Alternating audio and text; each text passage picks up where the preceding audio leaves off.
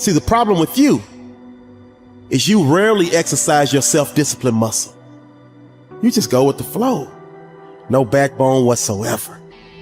And that's perfectly fine until you start whining and complaining about your lack of success. That at some point along the way, we get confused and we misunderstand who we are. We start building this false sense of self around all the stories and all the labels and all the things. And we start living our life that way. And we get confused about how life works, how we interact with life. And we start living much smaller than we really are. See, if you go through life holding back, and most of us do, most of us, if we ask ourselves, have we done all we can do? Most of us will have to answer, no, we haven't. We've been holding back. We have ideas that we don't act on, things we want to do. We're afraid to take chances. You refuse to raise your standards. You refuse to push yourself. You refuse to give a little bit more, give a little bit extra. All that you have to do in order to start to pursue your dreams is take small actions every day that align your life in that direction. You have to be willing to be hungry enough to understand that if this is something that you are truly going after, then work has to be applied. You can't make excuses. You can't ask for a pass. And you got to understand that you got to pay a toll to cross the bridge. Whatever your answer is, you can do it right now, today, starting today, right? It's still possible. You can start doing that right now. It's empowering the present with the future. There is nothing stopping you from making it happen right now. You never ever have to feel that way if you start doing it right now. And you can do it right now. The thing about self-discipline is that it is necessary for everything you do in your life. You have to be self-disciplined. And once you understand that you can always make a different choice and get a different reaction, and that's the power in your life, that's the power that you have, is no matter what's going on, you can choose to think differently, believe differently, see differently. All of those things are a choice. If you have a why, you can survive almost any how. Once you begin to discover who you are, then you really realize how you have been given authority and dominion over everything on the face of the earth, including all the dimensions of your life. But you can only do that through the struggle of life. Get better, grow and learn and develop and live. Live in defiance of the weakness and in rebellion against the decay. Fight them as they creep in with their offers of instant gratification and immediate rewards. Fight them for every inch they try to take. Do not surrender any ground ever. When you commit to something, you require yourself to bring all of your disparate components moving in a single direction, united in a single direction. So it's a unifying act. And then once having been unified, well, then you can bring that unity to bear on a variety of different tasks. But you have to bring it together first. So, and that makes sense developmentally. You see children start out as a disparate bundle of motivations and emotions sort of warring with one another.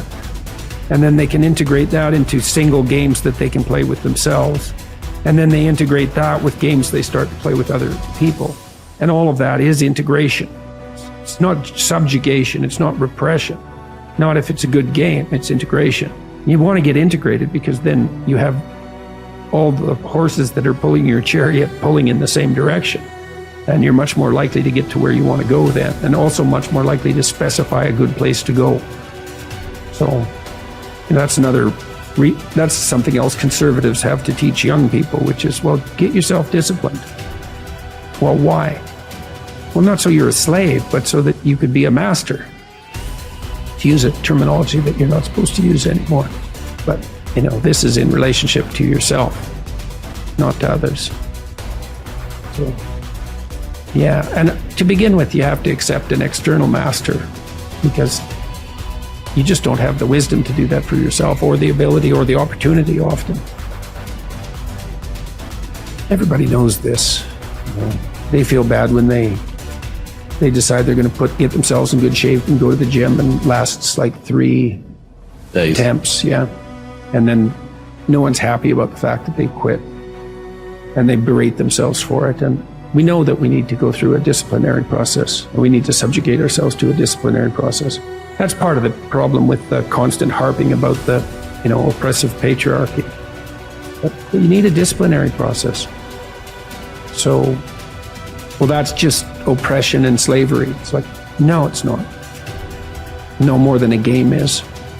Not a good game. A good game isn't oppression and slavery. A lot of people, like I was talking about, taking the path of least resistance. I believe in life you must earn the right to be called a man.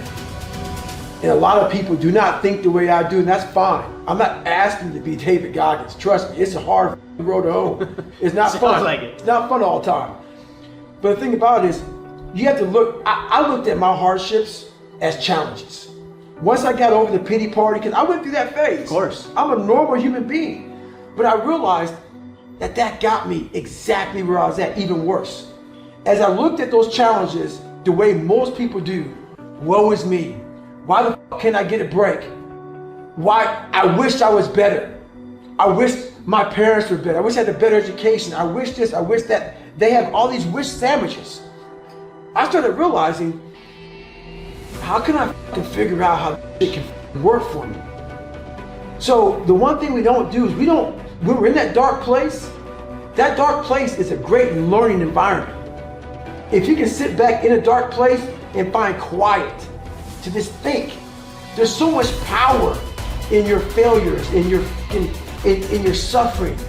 Because why? You're still alive. You're still here. So you gotta look at that shit. My God, man, this is power, man. Like, now I gotta flip this. How many men will be able to do what I'm about to do, what I'm about to try to do? Like, literally, what gave me strength was when I was at the worst of my worst. How many men would even fucking say they want to try to be a Navy SEAL? I'm at the worst spot of my life. Like, I can't even walk down the street, let alone run down the street.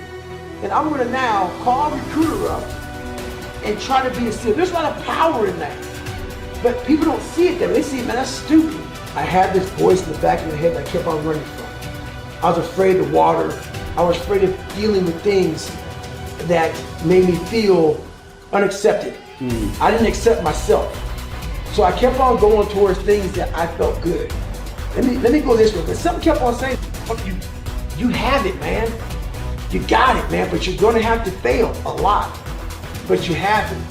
And like I said, that voice kept on haunting me, but that voice kept on saying, if you face it, you realize it's not that bad.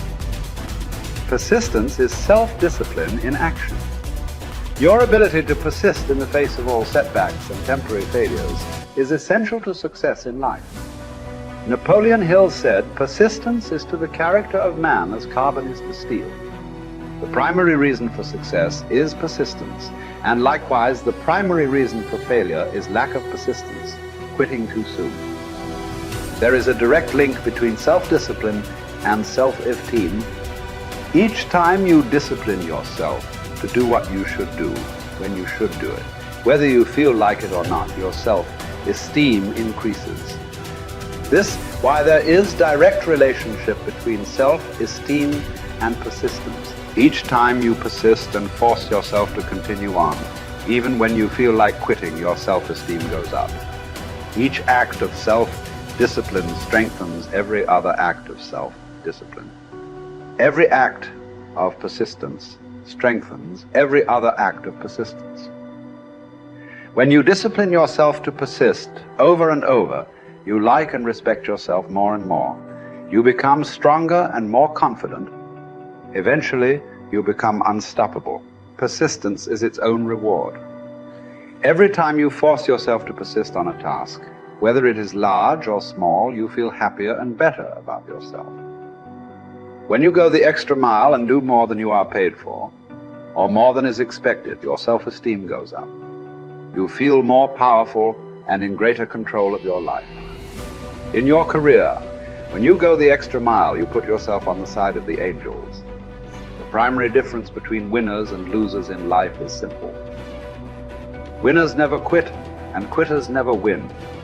Your ability to respond effectively to setbacks, your level of response, ability, is the measure of your readiness to succeed. When you experience a major setback or problem, you will feel temporarily stunned. This feeling is very much like a punch in the emotional solar plexus. You will be stopped for a few seconds or a few minutes. During this period, you will often feel discouraged or experience self-pity. You will say, "Why me?"